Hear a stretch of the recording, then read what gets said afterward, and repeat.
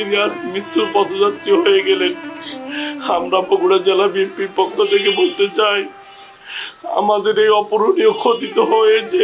সারা দেশ এবং জাতির 17 কোটি মানুষ আজ ক্রন্দনরত। আমরা চাই আমাদের নেত্রীর জন্য সবাই দোয়া করবেন, আল্লাহ তাকে যেন জান্নাতুল ফেরদৌস নসিব করেন।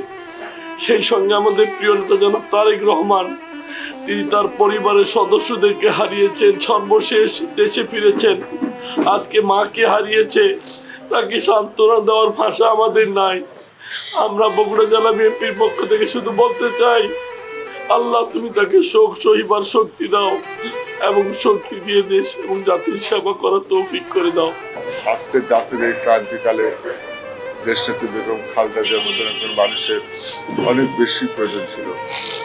সেটা দেশবাসী এবং দেশের বুদ্ধিজীবী মহল সর্বস্তরের মানুষ অনুভব করেছেন যে বেগম খালেদা জিয়ার একটি কথা এদেশের সংকট দূরীভূত হয়ে যায়। আমরা একটা আশার আলো দেখতে পাই। আজকে আমাদের এই মৃত্যুর সংবাদ আমাদের মধ্যে গভীর বেদনায় সৃষ্টি করেছে। মহান রব্বুল আলামিনকে ক্ষমা দেওয়ান তাই বেগম খালেদা জিয়াকে যেন আল্লাহ পাক জান্নাতুল ফেরদৌসের সুউচ্চ মাকাম দান করেন। বাংলাদেশের সংকটময় মুহূর্তে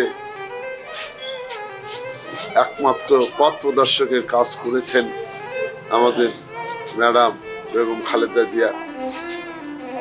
আজকে তিনি আমাদের মাঝ থেকে চলে গিয়েছেন, এটি আমরা ভাবতে পারি না, ভাবতে আমাদের কষ্ট হয়।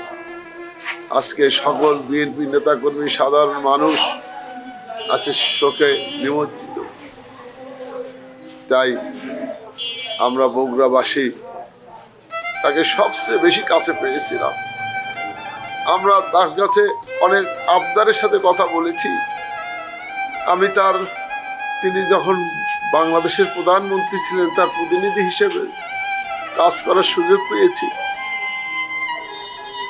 আমরা মনে করি বগুড়াবাসী আমরা অনেক ভাগ্যবান ছিলাম।